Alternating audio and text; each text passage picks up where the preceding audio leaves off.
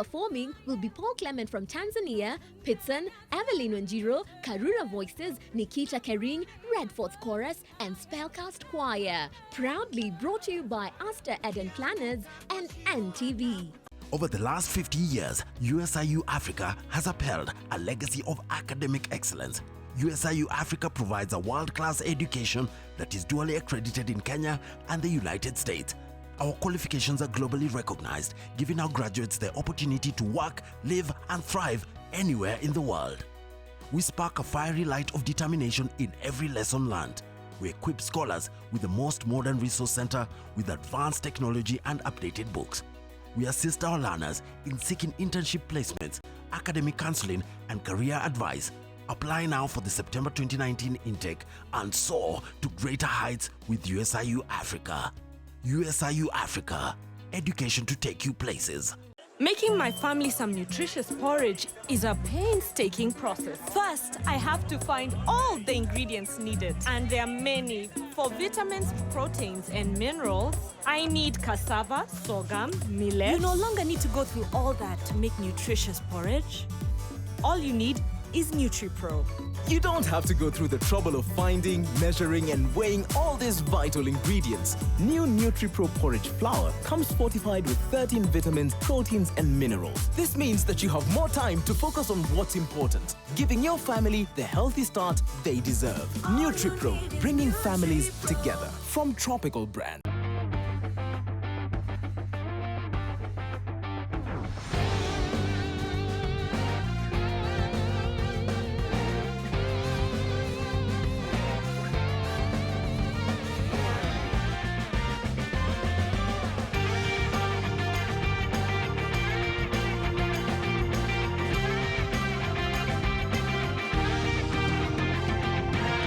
Super Loaf, slices of life. The University of Nairobi is receiving applications for the September 2019 intake. Interested applicants should apply online at application.uonbi.ac.ke. Choose a course from diverse programs in undergraduate, postgraduate, and fellowship programs in medicine, dentistry, pharmacy, nursing, uronephrology, pediatric nephrology, architecture, planning, engineering, design, arts, business, economics, among others. For more details, visit our website www.uonbi.ac.ke. The University of Nairobi, a world-class university committed to scholarly excellence.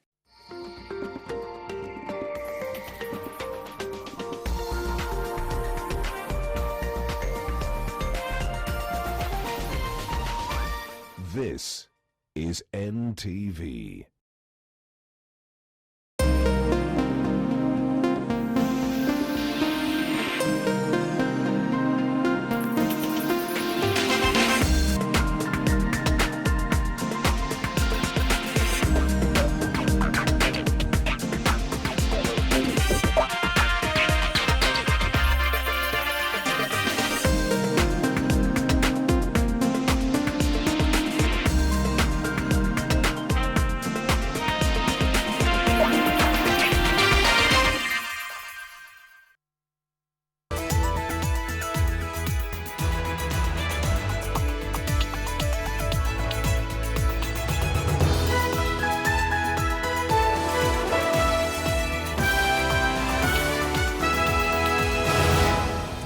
Hello there, trust you've had a great week. Glad you could join us on NTV Weekend Edition this Friday, the second day of the new month of August. We are coming to you live from the Nation's Center here in the capital city, Nairobi. Among the headlines. Tonight, Ken Okoth's cremation wish to be granted after an agreement was reached. We have consented to the minor Jadon participating in the final rites. Kibra MP's body will not be taken to Homa Bay. Also tonight, should men declare children born out of wedlock? Calls to put in place legislation arise, but it's a house where majority are men. And probably, I say probably, some are victims. Plus, over 100,000 teachers will not receive a pay rise. Teachers Service Commission's latest swing at the Teachers Union. And Supermarket managers arraigned over excessive levels of chemicals in meat. The ripples of NTV's Red Alert expose.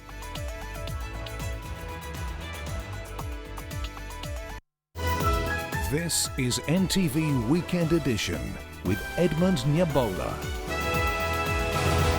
Welcome to the broadcast. Our sign language interpreter tonight is David Agondoa, and we ask for your company for the next 60 minutes. To our top story. After the politics, drama and dragging of Ken Okoth's private life into the glaring eye of the public, the Kibra Member of Parliament can finally rest as planned. The court has lifted the order barring his burial or cremation after the deceased's family and Nairobi Member of County Assembly Ann Thumbi reached an agreement. Okoth's body will, however, not be taken to Kasipul Kabondo in Homa Bay County as earlier planned. Kennedy Mureithi begins our broadcast tonight. For the better part of Friday morning, lawyers representing the family of Ken Okoth were busy at the court as they sought to overturn a ruling halting the fallen Kibra MP's burial. An agreement between the lawyers and those representing Nairobi MCA and Thumbi to have a DNA test done saved the day as the parties involved deposited their agreement in court, which led to the lifting of the no burial order, paving way for plans to proceed. We have consented to the minor Jadon participating in the final rites of the late Ken Okoth, so that really, as we said yesterday, there was nothing to fight about in this particular instance. This is purely a family matter. And we were guided by Article 159 to ensure that family matters are resolved through alternative dispute resolution. The DNA samples from Okoth's body and his alleged child were to be taken by 4 p.m. Friday, with pathologists representing each of the parties present. On Thursday, Thumbi secured orders stopping performance of any burial rites until her child, who she claims Ken Okoth sired, was recognized and involved in the process. Over the period of the past 3 years, the family has requested Anne that she subjects that kid to a DNA test when Ken was still alive. And the instructions we have from the family is that she has repeatedly refused to subject this kid to a DNA test. So it is a bit strange that after the death of Ken is when she emerges and starts saying that she wants a DNA test. The family is now working on actualizing his wishes of being cremated Saturday in a private ceremony in Nairobi. Plans for Kasipul cannot logistically be undertaken at the moment, so we ask the nation to bear with us. I'm sure everybody understands the very difficult circumstances that we find ourselves in. ODM leader Raila Odinga and Nairobi Governor Mike Sonko are said to have played a critical role in unlocking the stalemate that would have seen Okoth's body stay in the morgue beyond 9th August. Kennedy Mureithi, NTV. After the drama that we've seen, may his soul rest in peace. Now, the drama that unfolded at the late Ken Okoth's funeral service yesterday, when it was made public that the late Member of Parliament may have had a child with Nairobi County nominated Member of County Assembly, I should say, Ann Thumbi, has provoked a big debate about children born out of wedlock. In many cases, the rights of such children go unrecognized. So what legal options do these children have, especially when it comes to division of assets? NTV's Charity Mwangi has been finding out. It's a familiar scenario. A prominent person dies and children previously unknown to the man's family emerge, saying he was our daddy too. Confusion and legal battles ensue as courts are forced to intervene to rule over the rights of the children, seeking to be included in the division of the assets of the deceased. The issue is now a hot topic of discussion. It turns out the law already anticipates these issues and provides solutions, as lawyer Peter Munge explains. Whether it's a child born by a single lady not married, whether it's a child born in a proper union where there's a married man and a woman properly married under the Constitution, under what is required in law, or it's a child who is adopted, or a child in a foster home. The Constitution does not separate. It says every child has a right. That if a child is born by Mr. Kamau as a father, that child has a right to that name. It doesn't say that there must have been a marriage between the mother and the father. Legislator Millie Odhiambo now seeks to present a bill before Parliament that would ultimately force men to declare their children. But there is a hurdle. And what she needs to ask herself, does she see herself going through that bill, even the first reading, right? Or even through the committee stage when it's a house where majority are men. And probably, I say probably, some are victims. When the family dispute the case of the late Kibra MP Ken Okoth reached the courts, his burial was temporarily halted. Lawyer Munge says this was unnecessary as more options could have been explored before the orders were issued. You can get a sample from a sibling or a close relative to the deceased person and confirm whether indeed that child is for the deceased person. If there is a will and the will has admitted or acknowledged that child, why would you stop that at a funeral? The law also provides for the division of the assets left behind by the deceased. It caters for all his children, his widow and other dependents. All this not in the spirit of equity, but rather that of fairness. The principle that they take into account is that all persons are equal before the law. And what the court consider is, what are the assets, right? Number two, how many are you, right?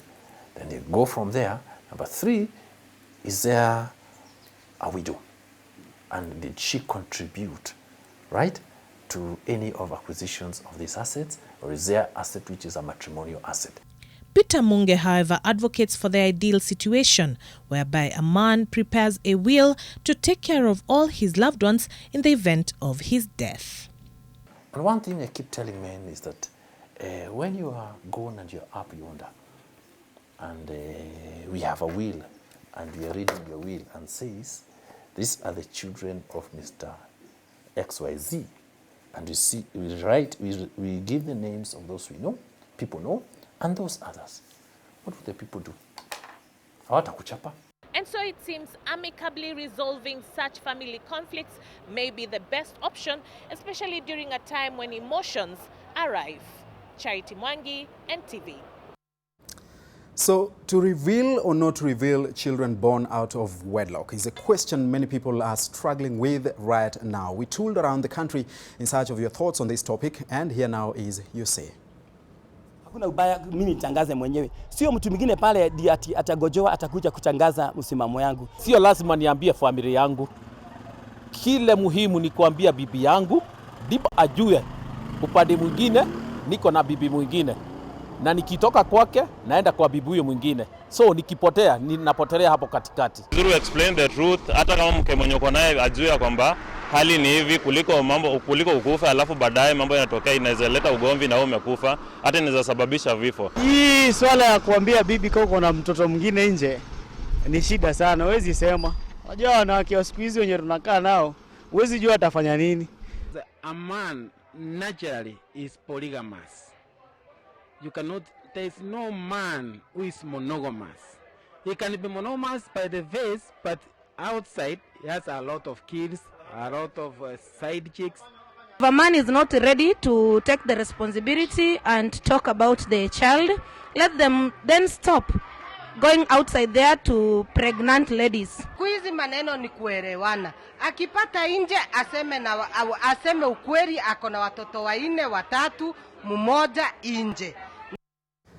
Very interesting views from Kenyans there. Let us know what you think actually on our Twitter handle at NTV Kenya, hashtag NTV Weekend Edition at Nyabola Edmond. Should men declare children born out of wedlock? We'll have a look at some of your responses as we continue with the broadcast tonight.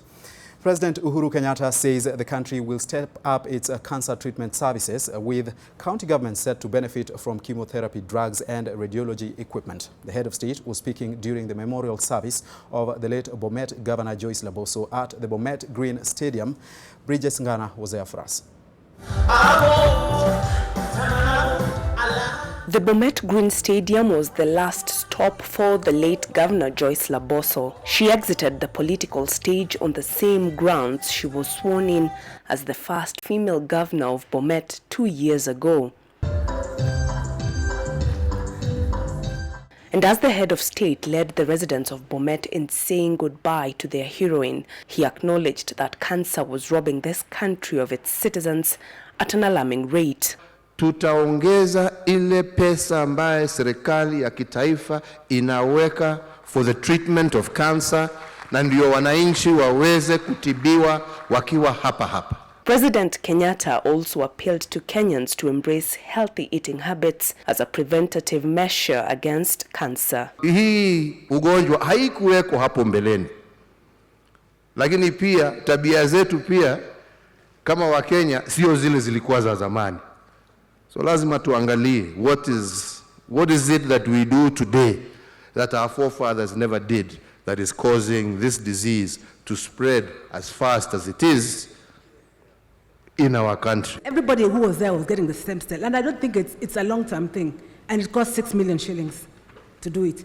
And most of those people really don't have so much money. They probably have to sell something to get that. Please take it as a very serious thing for Kenya, where people are dying. Once more, the late Laboso was praised for her leadership skills that fostered unity across the political divide. She was an exemplary person. In fact, I was telling the teachers that I wish you had told me this a long time ago. Maybe I could have behaved a little bit differently, but not so much. I could probably have added a little bit of spice, but she was good. Very, very good person. They gave me that thing, and I'm going to keep it as a monument. Hopefully, God willing, I'll probably put a nice place for her where we are going to bury her home. The attendance by members of parliament from both houses present today, this is testament that indeed herein lies a great leader whom they all cherished and would want to emulate. We have tasted what women leadership can do in our country. And therefore, going into the future, there should never be a discussion about how to reduce women leaders. The only discussion there can be is about how we can have more women leaders in our country. With Joyce Laboso's burial planned for Saturday, the people of Bomet have now trained their eyes on the Deputy Governor Hilary Barchok to assume power as the third governor of Bomet. The people of Bomet have said their final goodbyes to their fallen governor, the late Joyce Laboso. What remains to be seen is how the Deputy Governor Hilary Barchok will step into these shoes or even improve on the legacy of the late governor. Bridget Ngana, NTV, Bomet County. And staying with that story, he was largely unseen as he worked in the shadows of a woman he loved and shared life with for over 3 decades. Edwin Abonyo does not appear as a man intimidated by the success of his wife or stature in society, but instead stood by her through her best and toughest years in life. It is in the death of Bomet Governor Joyce Laboso that the nation has officially been introduced to a man who largely played on the sidelines as his wife led a public life.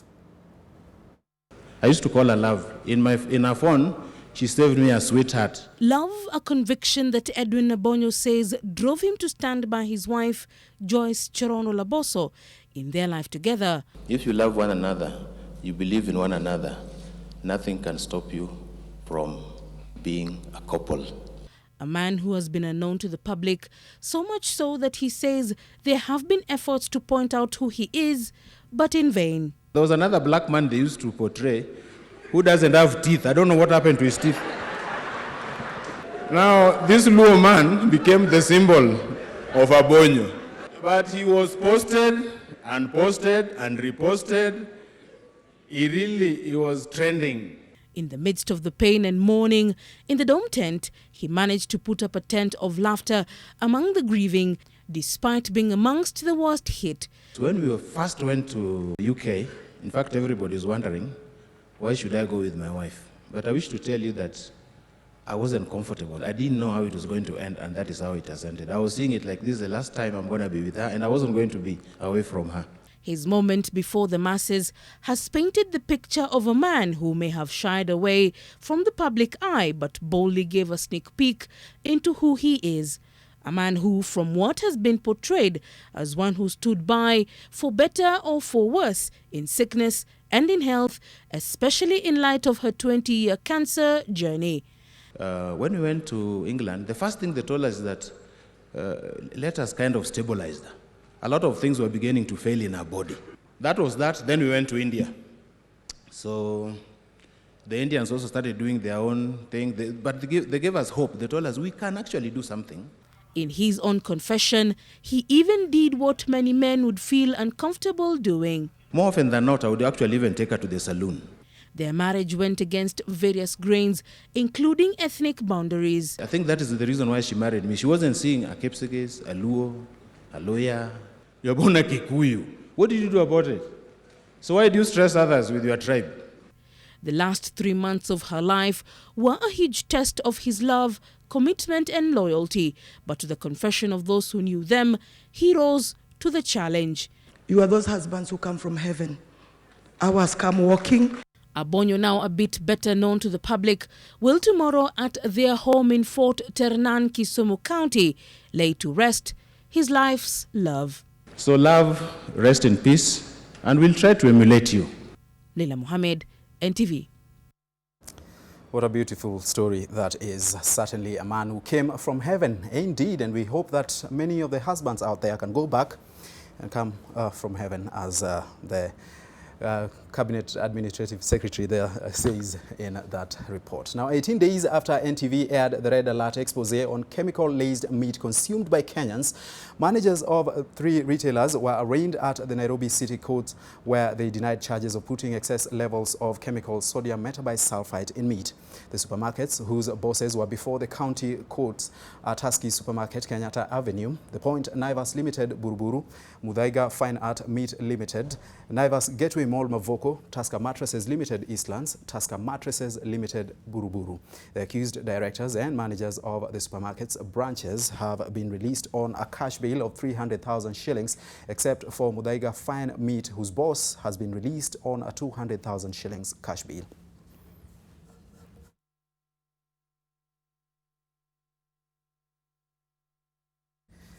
Chief Justice David Maraga has dismissed a petition seeking to dissolve Parliament for failing to pass the 2/3 gender bill. The House has instead been given more time to debate and pass a law increasing the number of women in the House. Maraga was responding to a petition to have Parliament declared unconstitutional, saying he had received an assurance from the House that it was working on implementing the gender rule. NTV's Silas Apollo has that report. In a letter responding to a request to have MPs sent home for failing to increase the number of women in public and state offices, Chief Justice David Maraga says that while the petition was valid, dissolving Parliament now would be premature. Now, Parliament says it has begun the process of debating a new bill. Maraga says that the House, in its response to the petition, has already published a Special Interest Group Laws 2019, which seeks to fill the gender gap and is already on the floor of the House for debate. The MPs further say that should the bill sail through, it will amend various acts of Parliament, all with the aim of achieving the 2/3 gender principle.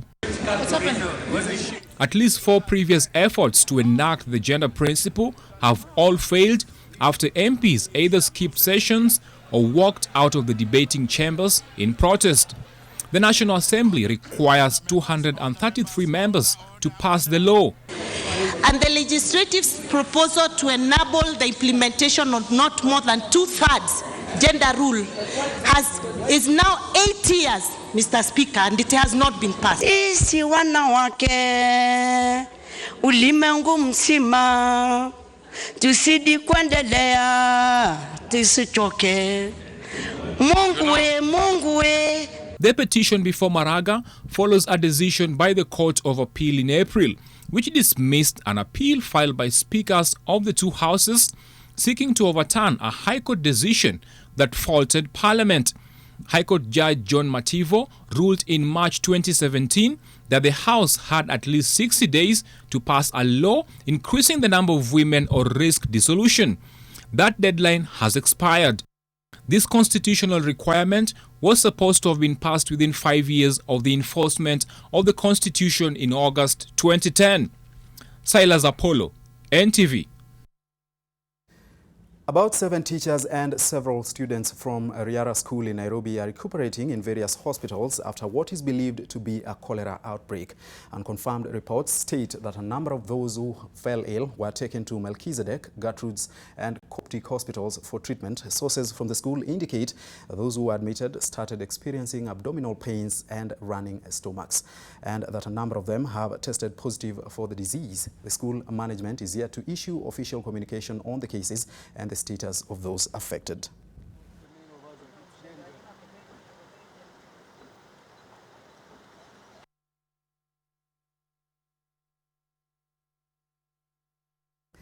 Before we take a break, we wanted to know your thoughts on this issue of declaring children born out of wedlock. And we have some reactions here. Nelly Otieno says, I think it's brilliant. Save everyone the headache of sorting out your foolishness.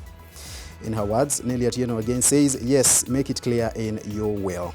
JT Chege says they should, but after they have been immunized against poison. Is that what he says? And Stephen Du says, I think it's women to declare their real husbands and how many of the children she has before anything happens to a responsible man. I guess then it means that it goes both ways. Moa says, men will die before their real time, whatever that means. We are still waiting for your feedback on that case regarding declaring of children born out of wedlock. What do you think? We've spoken to Kenyans alike as well. So let's take a break on NTV Weekend Edition. We still have more for you, so stay with us.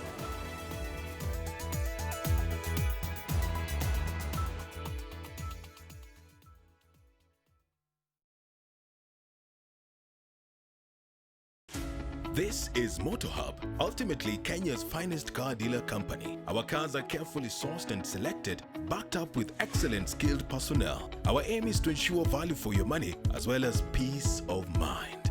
When it comes to affordability check, reliability check, finance check, quality redefined check, any type of car check. Whenever you need that dream car, tutembele. Mambo hapa yamenyooka nyoro nyoro. So, are you in need of a car? Now you know.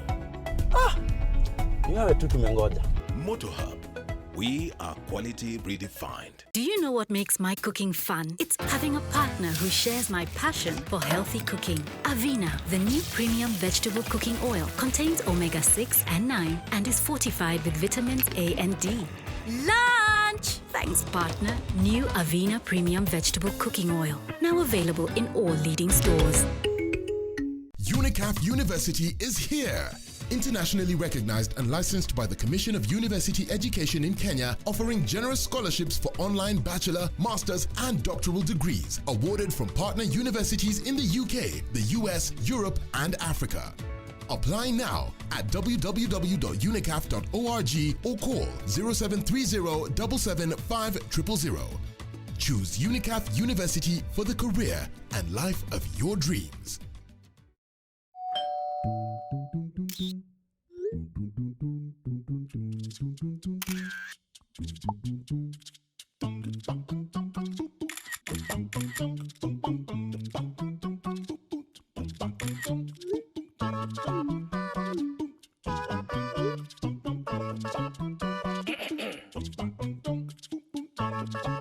Join Telkom today and share life on our expanded 4G network. Telkom, moving with you. We tested, and then to my surprise, she's like, you're HIV positive. Yeah. I'm only 16 years old. I'm required to get an A.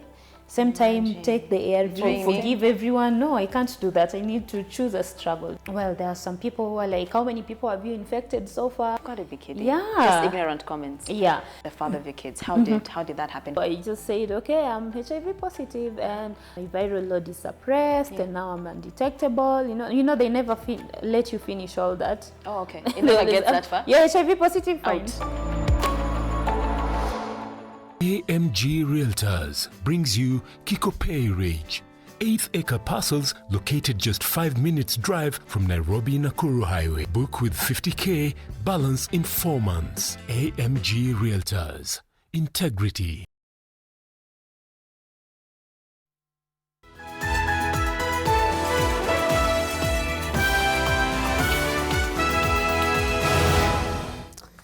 Welcome back to NTV Weekend Edition. Gatundu South Member of Parliament Moses Kuria is a relieved man after the Milimani Law Court acquitted him of hate speech and incitement to violence charges. The third time such charges against him have been dropped. Chief Magistrate Francis Andai faulted the prosecution for not adducing enough evidence in authenticating the source of a video where Kuria was allegedly captured uttering words of incitement. Andai further said that the prosecution failed to bring a Kikuyu translator to interpret the message. He ruled that the video clip that was to be used as the main exhibit could not serve as strong evidence against Kuria. The Member of Parliament was accused of using offensive language against ODM leader Raila Odinga and his wife Ida Odinga in September of 2017 at Wangige Market in Kiambu County. And as a president, I should say, how do you express gratitude to your fellow head of state? Well, send them some beautiful birds. And that's exactly what President John Pombe Magufuli of Tanzania has done. And so President Uhuru Kenyatta has received a special and symbolic gift of 4 peacocks from Tanzania. The birds were delivered to the head of state by Tanzania High Commissioner to Kenya, Dr. Pindi Hazara Chana. The president expressed his deep gratitude and appreciation to President Magufuli, saying the birds signify the values of love, unity, and brotherhood that exist between the peoples of the two countries. As part of the deal, President Kenyatta would give back the first offsprings of the peacocks. Yako Mheshimiwa Magufuli, naomba pia nikukabidhi Mheshimiwa. Ndege tausi wazuri, na kule Tanzania tunawatumia kama trophy za serikali. Ni alama ya upendo, alama ya mshikamano, alama ya umoja wenu. Tausi 4, mee 2 na kee 2, lakini sambamba na hiyo pia na ujumbe maalum kutoka kwa ndugu yako Mheshimiwa Magufuli, naomba pia nikukabidhi Mheshimiwa. Asante sana. Asante sana. Undugu wetu uwe mazao ambao watoto wetu wataweza wafaidike naye, na nikuhakikishie ya kwamba kama Wakenya sisi hatuwatambui nyinyi kama nchi jirani. Sisi tunawatambua Watanzania kama ndugu na dada wenzetu wa Kenya. You need to think about the type of friends that you have. If they can't send you peacocks, then you might just well be in the wrong group of friends. But away from that, more than 100,000 teachers who are members of the Kenya National Union of Teachers will not receive a pay rise. This is according to the Teachers Service Commission, which maintains that it cannot execute the third phase of the 2017-2021 collective bargaining agreement. And this is yet another round in the battle between the Teachers Service Commission and the Teachers Union. The Kenya National Union of Teachers (NAT) had filed a case opposing the current Teachers Service Commission's promotion model and career progression guidelines (CPG), and instead wanted TSC to use schemes of service as a tool to promote teachers. On 12th July 2019, the court agreed with this in its final judgment after TSC's unsuccessful appeal. But this judgment, according to TSC, has now disadvantaged teachers who are not members, since benefits that had been achieved through the CPG have been lost. TSC says career progression guidelines were embedded as an implementation tool to the 2017-2021 collective bargaining agreement between TSC and the unions. TSC says the move has made the execution of the CBA for NAT members impossible. Consequently, the teachers' employer said that 103,624 teachers who are NAT members will not receive a pay rise. TSC says it discontinued the schemes of service and adopted career progression guidelines CPG in 2017. Those affected include head teachers, deputy head teachers, and senior teachers. Other NAT members who will be affected are 96,000 former P1 teachers who were promoted in July 2017, since they will not be promoted under common cadre on 1st July 2020. TSC says it will now undertake a reversal of grades and full recovery of the previously enhanced salaries and allowances that had been effected since 1st July 2017. Vincent Odur, NTV. Some more feedback on that question we asked you before. Should men declare children born out of wedlock? Drew Inspired or Drew Mirara says, so what happens to you when you die and you hadn't declared? Will you be jailed? That is exactly why this conversation is here to begin with. And Wanjiru says there's already a provision that empowers the ladies to go after the father of their children if at all they neglect them. I'm curious of what use is this bill? That by Millie Odhiambo, the proposed one at least.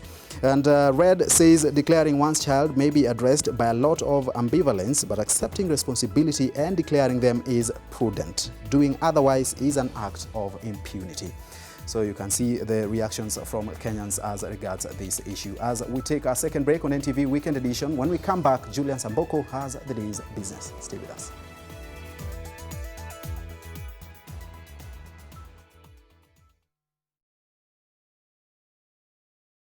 AMG Realtors brings you Kikopey Ridge, 8th-acre parcels located just 5 minutes drive from Nairobi-Nakuru Highway. Accessible at the popular Kikopey stopover.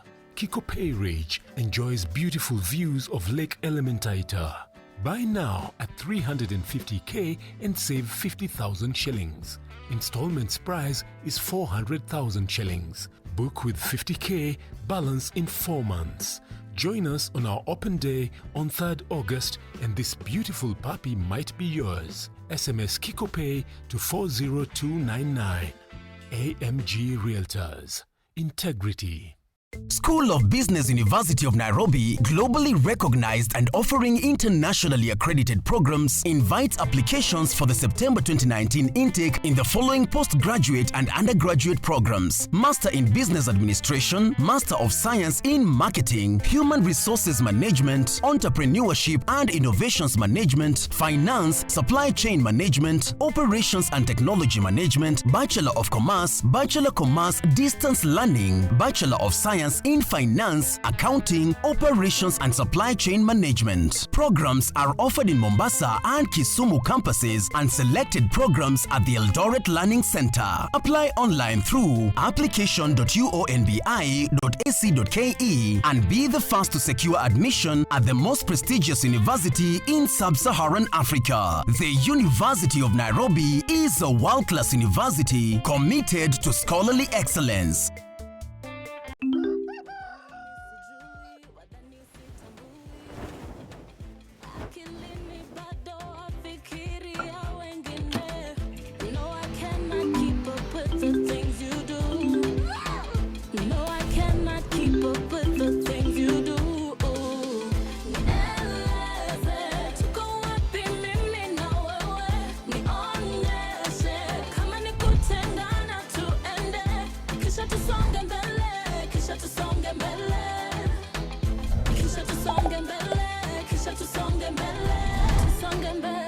Tusonge mbele na Fiber Mobile. Get a Fiber SIM card today and enjoy Tusonge mbele bundles at affordable prices.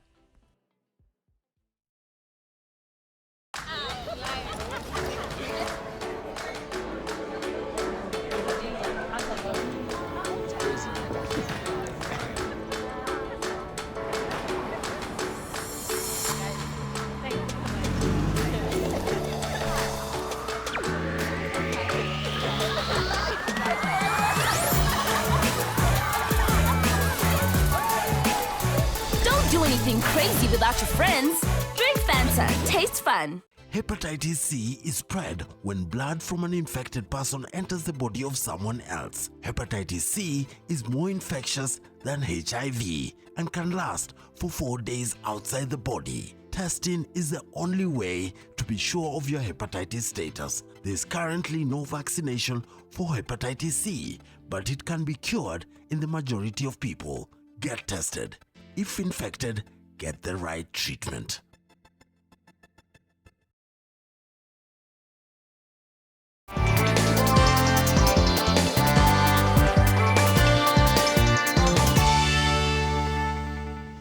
Glad you could join us on The Only Name in Business. Welcome, I am Julian Amboko. Now, the Cabinet Secretary for Industry, Trade and Cooperatives, Peter Munya, has ordered the cancellation of the registration of the Kenya Planters Cooperative Union, as well as the liquidation of the union. This is following a directive by President Uhuru Kenyatta issued last month for the ministry to intervene and resolve the corporate governance challenges at KPCU. Here are the details of the shocking development in Kenya's cooperative movement, which recently commemorated its annual day of festivities.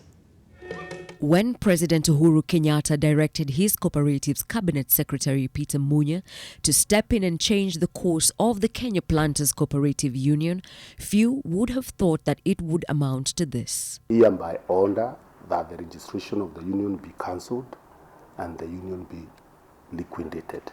Munya says that those who were in leadership positions at KPCU were not qualified to be in office as they did not go through the due process to be elected by the farmers. It is alleged that they perpetuated themselves in office through abuse of the court process. Majority of the top officials have also been accused of running down the giant union due to corruption and mismanagement. KPCU has clearly contravened the provisions of the Cooperatives Act by failing to file returns with the Commissioner of Cooperatives, owned elections, and totally failed to achieve the objectives for which it was established.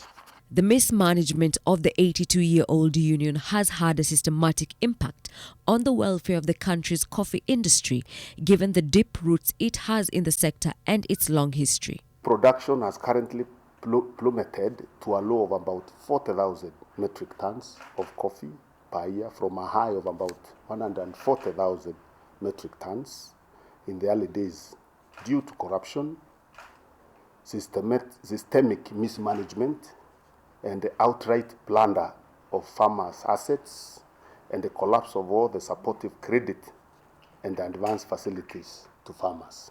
This in turn has led to widespread intergenerational poverty in coffee-growing areas as the children of farmers who were let down by the union turned to vices which brought about health and security concerns. I've also informed the Directorate of Criminal Investigations to also start a parallel process to investigate these officers.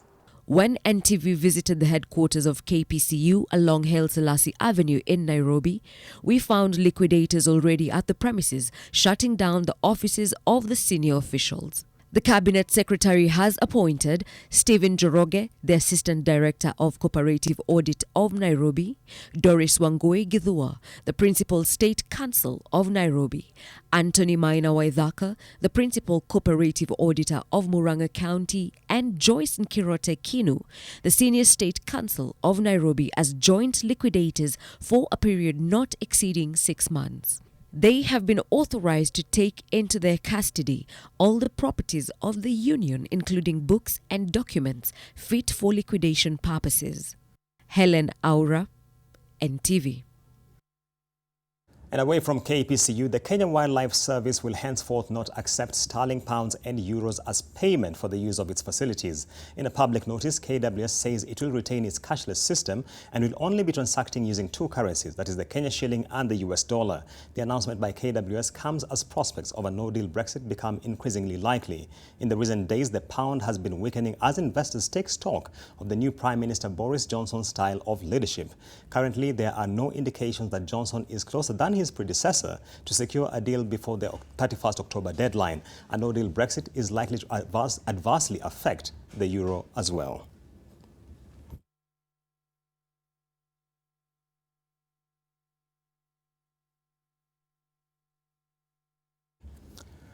And Pauli Kapigade will leave his current post as Managing Director of Equity Bank Kenya at the end of the month to go back to Vivo Energy for a newly created role as Executive Vice President for Sales and Marketing.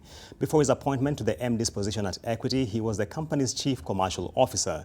Igade has had a colorful journey since exiting the multinational oil marketer in 2017. He became Nairobi's Deputy Governor, working with Governor Mike Sonko, before an abrupt departure that saw him swing to the county's offices in the business district visit to a posh office in Upper Hill. Many questioned his move to deputize Sonko, who is akin to his polar opposite, and within a short time, the convenient marriage came to a cropper. Prior to going political, Igade had served as Vivo Energy's Kenya's managing director.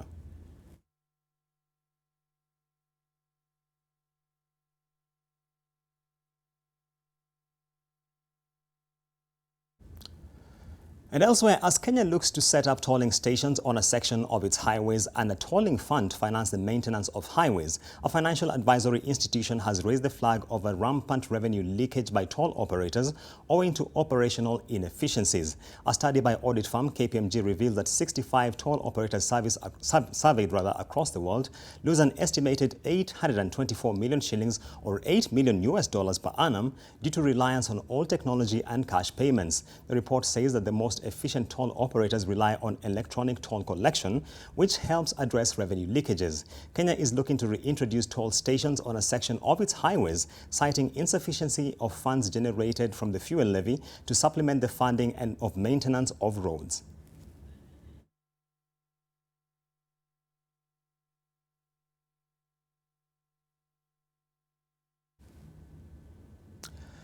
And the biting shortage of experts in the fields of science, technology, engineering and mathematics in the country has proved problematic for policymakers, dampening the country's dreams of becoming industrialized. Now, fintech firm InterSwitch is seeking to address this challenge and has launched a competition known as InterSwitch Spark, which targets high school students in a bid to inspire them to take up the subjects. Lillian Carey reports on the initiative to tackle the gap in STEM. Only 22% of students who are enrolled in, of students are enrolled in STEM courses. The rest, you'd say 78%, so are in the, the humanities. InterSwitch, in partnership with the Ministry of Education, rolled out InterSwitch Spark early this year, targeting the best performing high school students in STEM subjects. The initiative, which is in the second round, aims at linking the students with mentors. It's about encouraging students in the subject of STEM. This involves writing a national exam around the STEM subjects, and the top 54 students will then go for the live competition, and at the end of the competition, the top 3 students will be entitled to different prizes. The winning students will bag themselves prizes of 2.5 million shillings worth of textile scholarships, laptops, mentorship, monthly stipends, and opportunities to intern at the InterSwitch group. I was the top student in the InterSwitch Spark STEM competition, round 1. I'd like to pursue mathematics and nuclear physics. One of the reasons why most of these kids don't want to embrace STEM is the fear of the unknown. Most kids will say, oh, maths is difficult, physics is tough. But I think if they have an open mind and embrace it, they will see that with the interest and passion is actually a very, very interesting subject. The 54 competing students are set to leave on Saturday for the next step of the competition, which involves a TV quiz show. Lillian Kiarie, NTV. And that's where we close the business for tonight and this week. Up next is the financial report. NTV Financial Report in association with the University of Nairobi.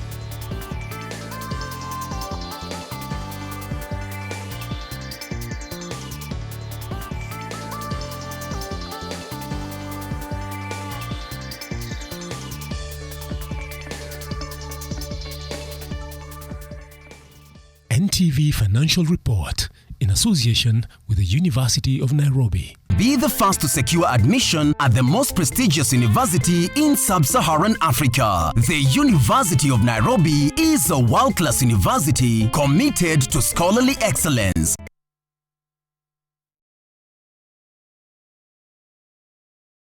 Ingeni, pole, imejaa.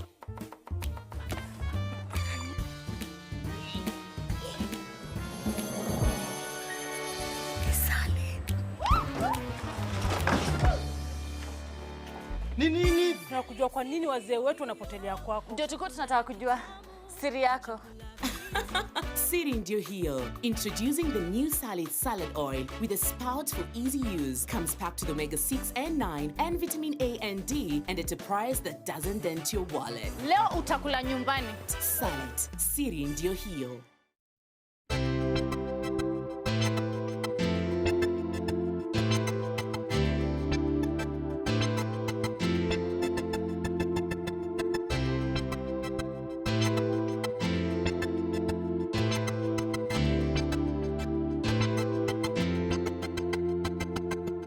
Get tested, get vaccinated, and if infected, get the right treatment. For more information, visit www.kickthevirus.com. Now is your time to dance and rejoice. It's time for the Great Gospel Crusade with evangelist Daniel Kolenda and the ministry of Reinhard Bonke Nakuru. That Jesus Christ is Lord to the glory of God the Father. Come and receive your miracle from God at the 4-day power-packed crusade from Thursday 8th August to Sunday 11th August 2019. The venue is Afraha Stadium Open Grounds from 3 p.m. daily. Come and be blessed. Jesus is Lord. Making my family some nutritious porridge is a painstaking process. First, I have to find all the ingredients needed, and there are many. For vitamins, proteins, and minerals, I need cassava, sorghum, millet. You no longer need to go through all that to make nutritious porridge. All you need is NutriPro. You don't have to go through the trouble of finding, measuring, and weighing all these vital ingredients. New NutriPro porridge flour comes fortified with 13 vitamins, proteins, and minerals. This means that you have more time to focus on what's important, giving your family the healthy start they deserve. NutriPro, bringing families together. From Tropical Brand. Sona moja imetengenezwa kwa njia spesheli ili kupambana na maumivu kwa haraka. Sona moja ina aspirin kama kiungo. Sona moja, kitulizo kamili. Maumivu yakizidi, pata ushauri wa daktari.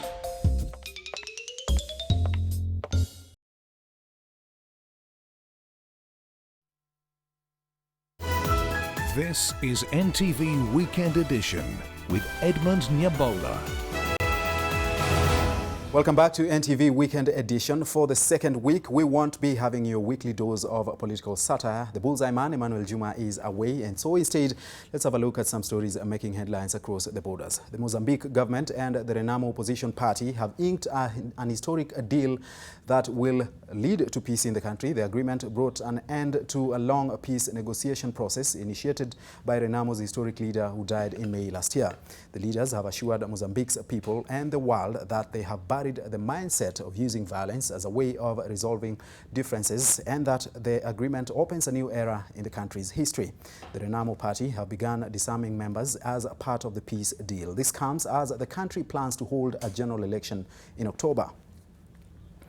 And in Sudan, 9 paramilitaries have been arrested for killing school children this week. Meanwhile, talks with protesters on transitioning to civilian rule moved into a second day. Leaders are reporting that they have reached a consensus and have been able to set up a civil government, which they hope to announce sometime soon. This comes as good news to the Sudanese people, as it will replace the grief and pain which has dominated the country in the past few months.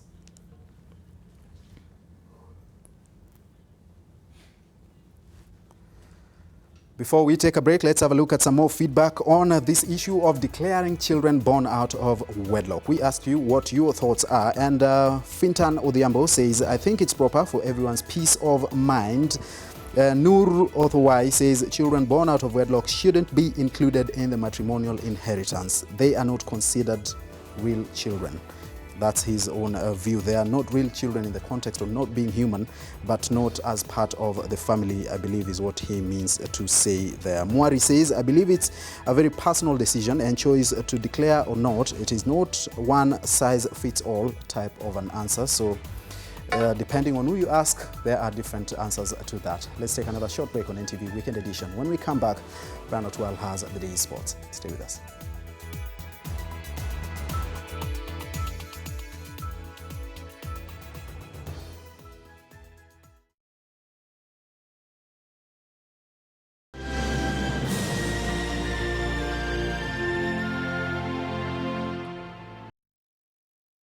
Konza Greens is the only controlled residential development within Konza Techno City buffer zone. Secure your future today.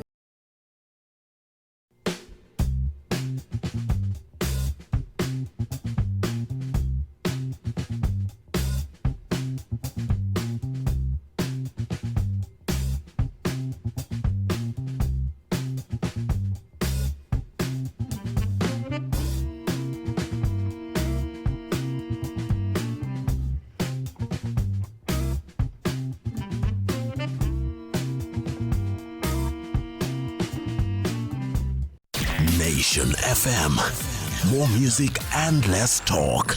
Nairobi 96.3, Mombasa 101.5, Meru 93.9, Nyeri 104.9, Eldoret 102.7, and Nakuru on 97.7. Follow us on social media on Facebook at Nation FM, Instagram at Nation FM, and on Twitter at Nation FM KE. Nation FM. More music and less talk.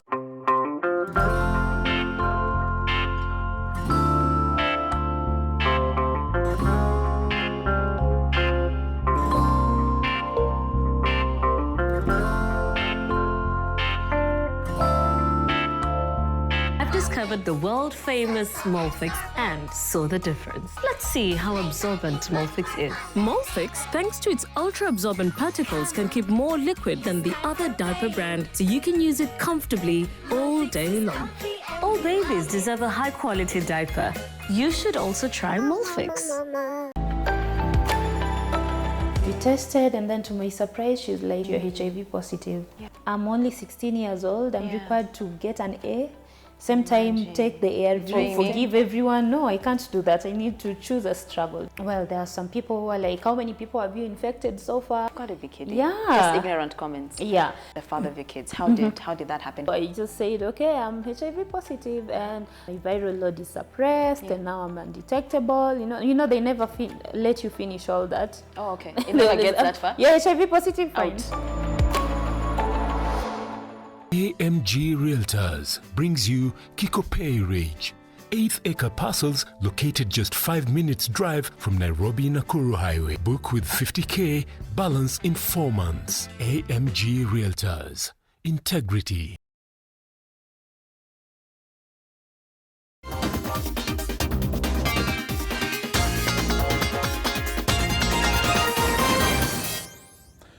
Let's have a look at the day's sports news. Welcome, my name is Brian Otwal.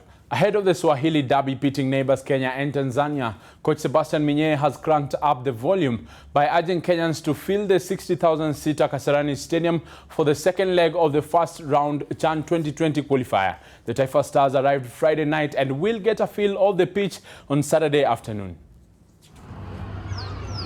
Kenya hosts arch rivals and neighbors Tanzania on Sunday in a second leg first round CHAN 2020 qualifier match. Harambee Stars coach Sebastian Minye, as well as his charges, have a passionate appeal to the fans ahead of the Battle of the Stars. A lot of fans, if it's possible.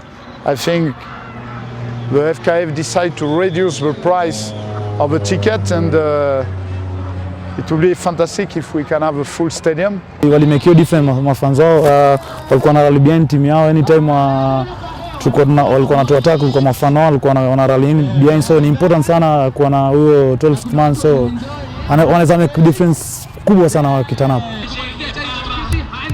In the first leg, Kenya fought to a barren stalemate which gives them a slight advantage over Tanzania come Sunday. Tuna expect more because kama tuko concede huko, tuna believe pia hapa ile home advantage tutatumia, tunaweza kula hii game. To bolster the attack, Menye called up strikers Boniface Mushiri of Tusker FC and Kevin Omondi of Kakamega Homeboys. Tanzania jetted into the country on Friday. The Taifa Stars, who lost to the Harambee Stars in the AFCON group stage, will be looking to exact revenge by knocking out Kenya from the CHAN qualifiers. Tumejifunza, tumeona kipi kilikuwa kizuri kwetu, tutaendelea kukiboresha kikue zaidi, na tuliona kipi tumekosa, tunakuja kuongeza kwa hiyo tuna imani kuwa game itakuwa nzuri. Kutokufunga kwa mchezo uliopita, sio kama tutashindwa kufunga katika mchezo huu. Kwa kikubwa anachoamini, tupo tayari kuweza kupambana kwa ajili ya mechi, tupo tayari tuweze kutoa nguvu zetu kwa ajili ya Tanzania wenzetu ili tuweze kuvuka katika hatua hii. Should the match end in a barren draw, it will go straight to penalties to determine who goes through to the next round. The aggregate winner will then face Sudan in the second and final qualifying round, with a ticket for CHAN 2020 up for grabs. CHAN 2020 that will be held in Cameroon in January will be the 6th edition, and Kenya is seeking its maiden appearance. Ida Warenga, NTV.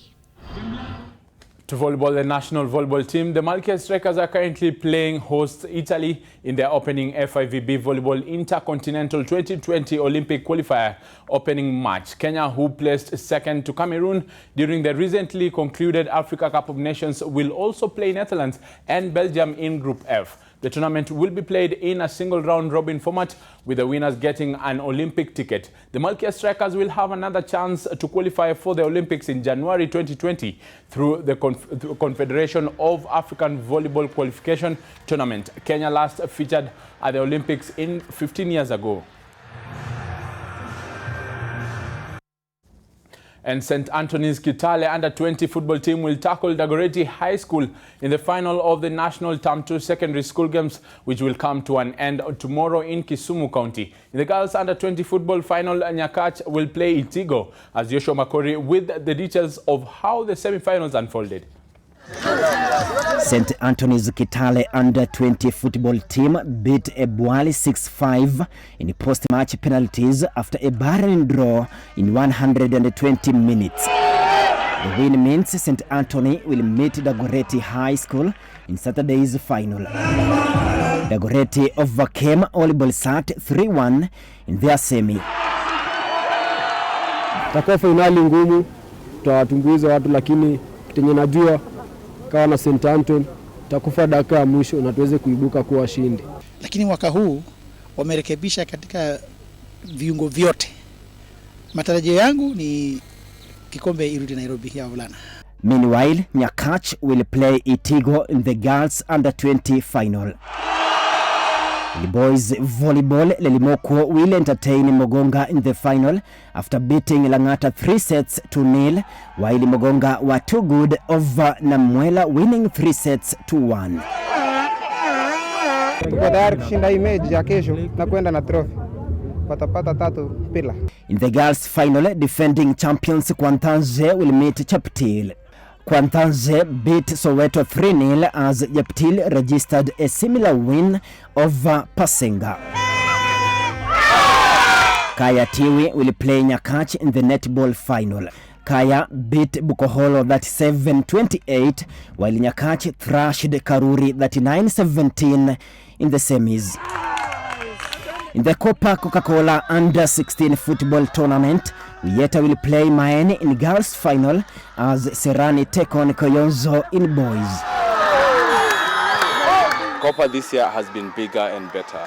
We've seen a lot more talent. I've seen people coming to scout for talent. And the good thing with Copa this year is that we've also brought in recycling as a way to inculcate positive behavior in the students. The winners in netball, volleyball and football under-20 girls and boys will qualify to the East Africa Secondary School Games, which will be held in Arusha, Tanzania. Joshua, NTV, Moi Stadium, Kisumu County. That was a very quick sign-off by Yoshua Makori there. Moving on, young footballers who participated in the primary school games national finals in Meru County had a chance to get scouted by Dream Football Kenya, which is undersigned by Dream Football Portugal and co-owned by legendary footballer Luis Figo. The school games, which saw Coast and Nyanza regions emerge victorious in boys and girls football, are one of the ways through which Dream Football is seeking to select 44 young footballers who will then join a boot camp to be held in October. 14 of the 44 footballers will then be selected to form a team that will have the opportunity to train in Portugal. As sponsors of Dream Football, Blue Band seeks to promote and educate on the importance of a good breakfast. This was achieved by providing a good breakfast to the players during the nationals and going forward during the upcoming bootcamp training sessions. Dream Football seeks to identify and nurture the next generation of football stars. The key to this journey is through good nutrition. And 2019 Safari Rally winner Baldev Chaga regained the lead of the Top Fry Classic Rally at the end of day 3 as East Africa Classic Safari Rally champion Carl Flash Tundo crashed out. Chaga has an advantage of 4 minutes and 43 seconds over previous leader Onkar Rai leading into Saturday's final stage. Tajvir Rai is a third place, 19 minutes and 42 seconds behind Chaga. This means the Cabras Rally team head into the final day with a clean sweep of the top 3 places overall. South African Jeff Bell and Joey Goose from Oman round off top 5.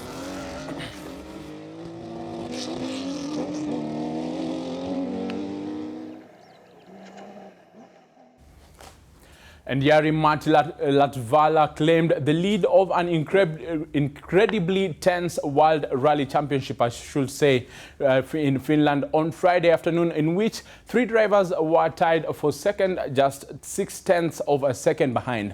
The Finn won the repeated Moxie speed test to demote Toyota Yari's teammate Ott Tanak to second by 0.4 seconds, with Chris Mick and Esa-Pekka Lappi chasing hard less than 2 seconds adrift.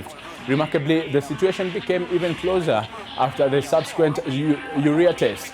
The third fastest time enabled Latvala to eke his advantage out to 0.6 seconds, but Tanak, Mick and Lappi could not be separated behind him.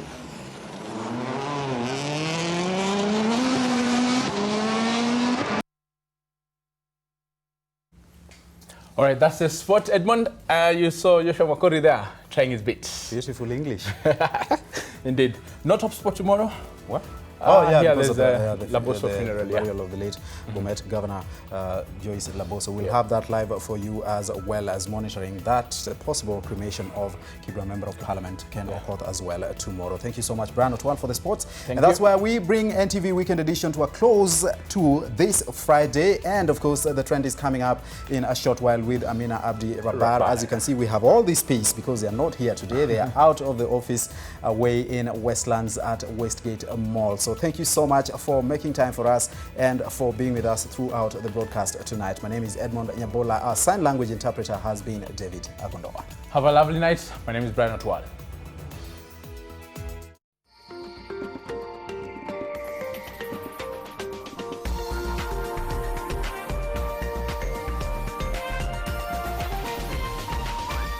This is NTV.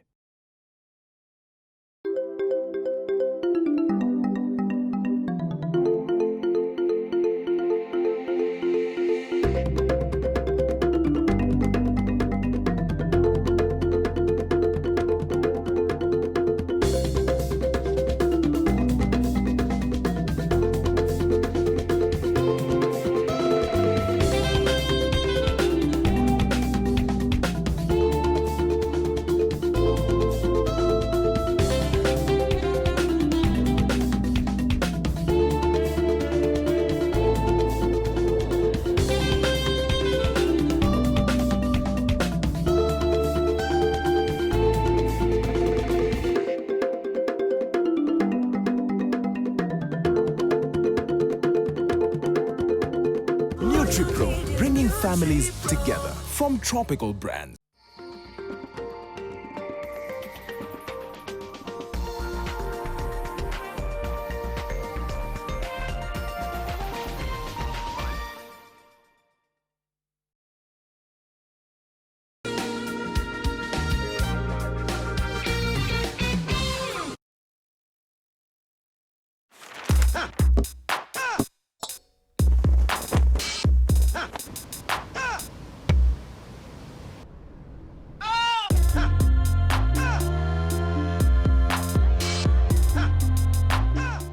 Nation FM. More music, less talk.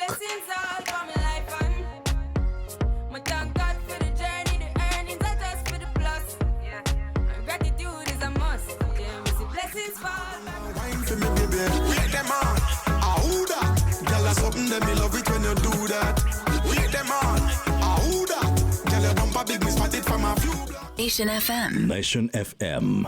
More music, less talk.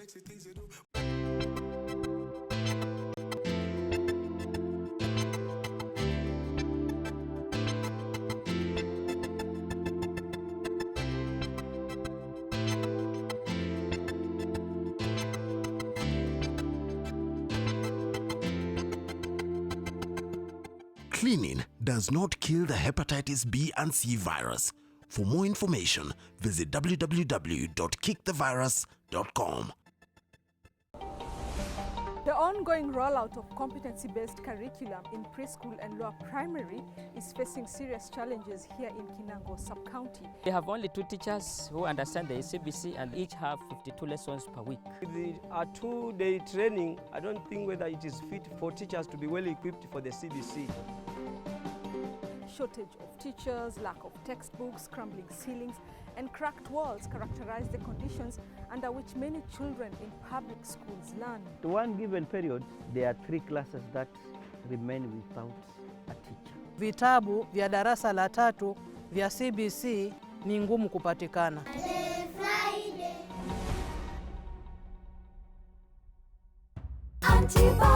This is Hadithi Yangu. My name is Kalechamumo. I'm your host, and today I'm joined by none other than the amazing Dr. Magnificent, phenomenal, right. Magnanimous. Karibu mdosi wangu. Mbona unasmailia bwana yangu ati hivi? Ukimpe maji unamtaka, si ndio?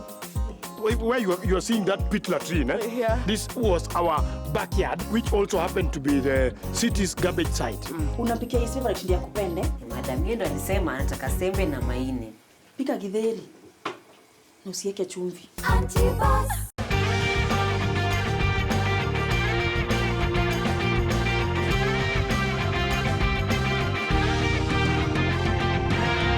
Super Loaf, slices of life.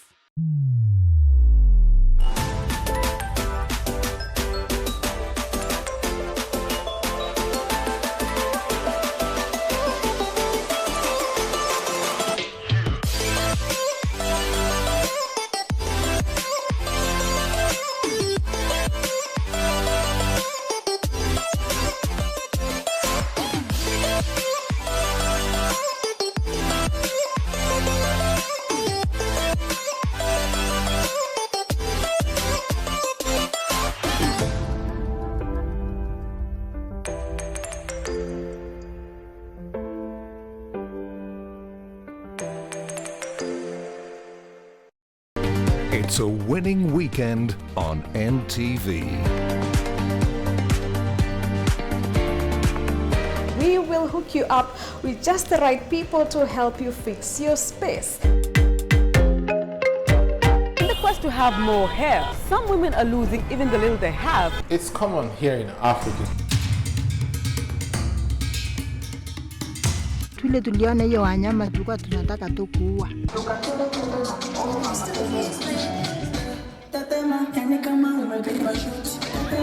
Kenyan music. Wengine wenyu walisikia ni white edition mkakuja na wazungu. Kwanza ni kuna huyu kijana anaitangwa Smart Njoka, ni Mwandi. Respect.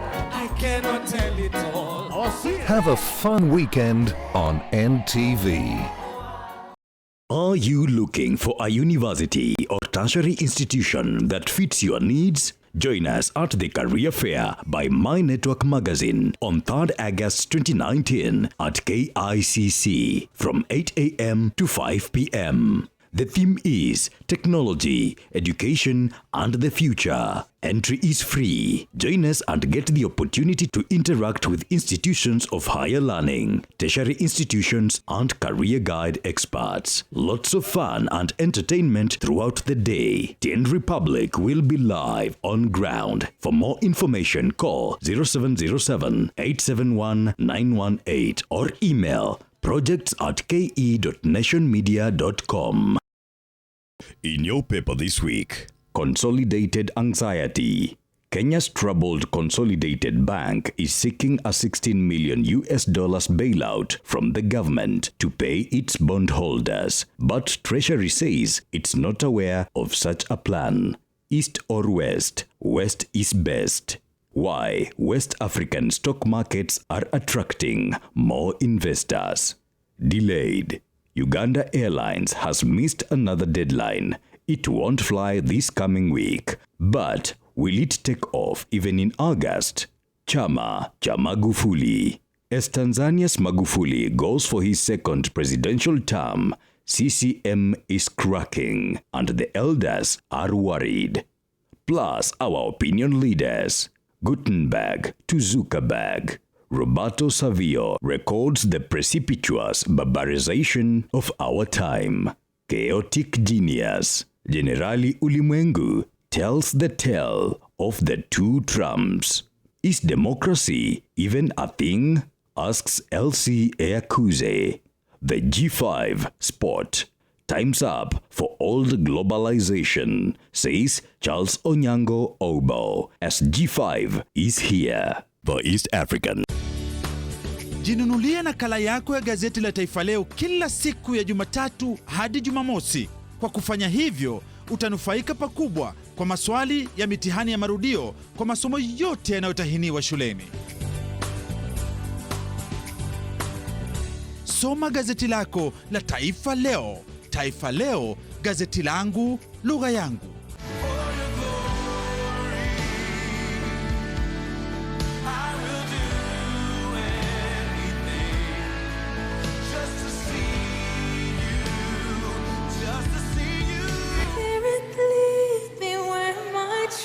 Without borders, and we walk upon the waters wherever you would call me.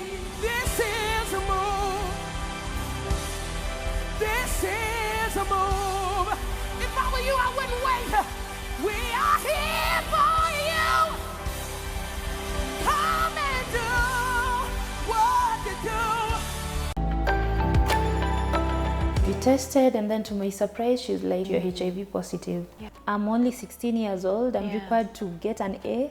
Same time, take the ARV. Forgive everyone. No, I can't do that. I need to choose a struggle. Well, there are some people who are like, how many people have you infected so far? You've got to be kidding. Yeah. Just ignorant comments. Yeah. The father of your kids. How did that happen? I just said, okay, I'm HIV positive, and my viral load is suppressed, and now I'm undetectable. You know, they never let you finish all that. Oh, okay. It never gets that far? Yeah, HIV positive, fine. AMG Realtors brings you Kikopay Ridge. 8-acre parcels located just 5 minutes drive from Nairobi-Nakuru Highway. Book with 50K, balance in 4 months. AMG Realtors. Integrity.